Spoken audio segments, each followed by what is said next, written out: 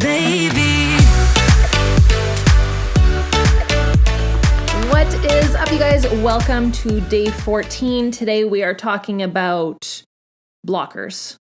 I could use the full word, and those of you that are full-grown adults probably know what I mean, but that is in fact what I mean. What you think I mean is what I mean. Blockers. So pour yourself a cocktail if you're watching this later. Hopefully you're on live, but if you're watching this later in the year, you're catching up or rewatching this, amazing. I have some purple tea pre-workout in here because we need to get hyphy and do all the things. By the way, I love my cuppy, my little, it's the We Are the Weirdos mister. I'm due to watch that movie also. So today we're talking about blockers. There are 3 types of blockers. Mind block, so like blocking of ideas and productivity and that type of thing. More so your ideas, like you have a mind block. Time block, so execution, getting stuff done. Confidence block, words, people, situations. We've talked about this, labels, that type of thing. So those 3, what are some, just as you're hearing about this, and maybe this is just making you go like, yeah, I got some blockers in my life. What are some things that you feel that block you from glowing up and making bank? Straight up, this is a safe zone. Share it. Share it with us. We are your people. We are your tribe. We are your good friends. We are your therapy if you need us. What are some blocks that you have? For me, I've shared this so many times transparently. Blocks for me, and I've just kind of learned to get over it as best I can, is the noise. I think I really struggle with noise, especially early morning, all day long. It heightens my heart rate, and I have actually seen it. Like, I track it. I don't do well when things are aggressively loud. Like, even right now in the house, I have area music going, just like calm jazz music. Even for Carl sitting right next to me, he's chilling. Even for him, like, I just don't want it to be hyper and loud and aggressive and screaming and chaotic. Some people love that. All good. So blocks for me, because of what I do for a living right now, audio, video, I'm on Zooms all day long. The chaos of noise is like a lot for me.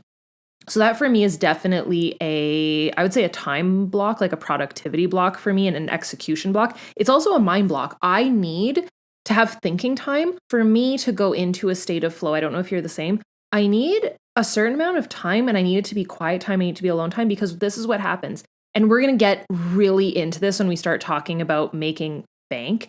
But when you're trying to come up with an idea, whether it be for your social media, for your blog, for your business, something that's going to help you create something as a business, you go into a state of flow. And what happens is you might have an idea and you'll trek on that idea for a bit, but you're going to have a lull. And then here's what you got to do. You got to ride out the lull to get the creativity flow back. And then you might have a better idea than the first one. And if you can learn to ride that wave, I have experienced this my entire life. The longer I stay in, I do this when I design the Daily Grind covers, I do this. So the first rendition of it is usually trash. And then I go, stay in it, Angie. But the trick is I got to stay in it for a long enough amount of time. I can't jump in and out.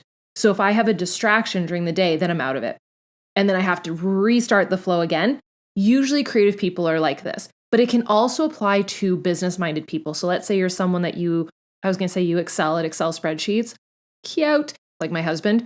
You need to be in your state of flow. So when you have a mind block in terms of getting ideas, which we're going to get into that in a couple of days, we're going to talk about that. I'm literally going to give you a system to be able to turn your passions into income.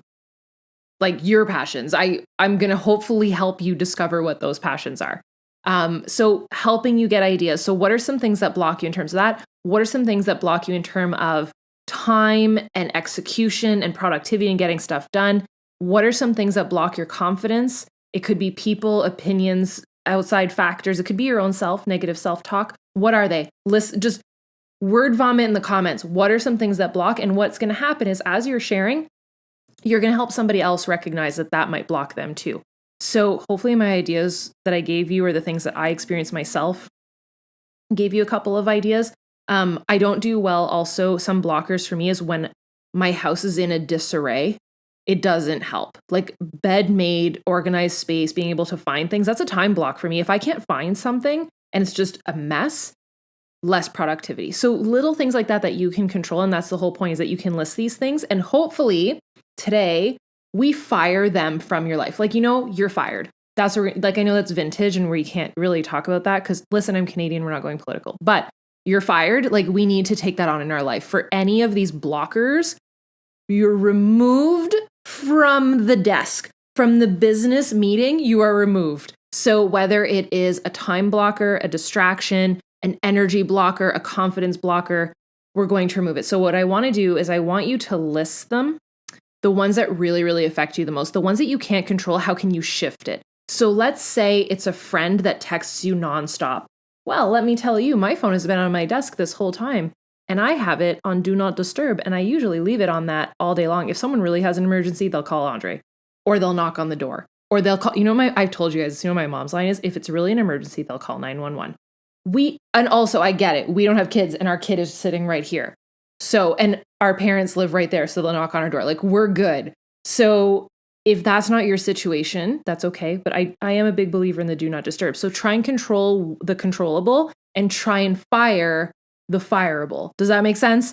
So fire all of these blockers from your life.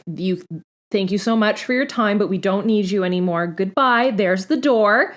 Thank you for nothing. See you never. And that's what I want for you, is that you can eliminate this from your life. You don't have to be angry about it. If it's a person that is tearing you down as a friend, how about we find you some new friends? Because I have a feeling that there's a lot on here. So tomorrow we are going to flip the switch. Tomorrow's go time.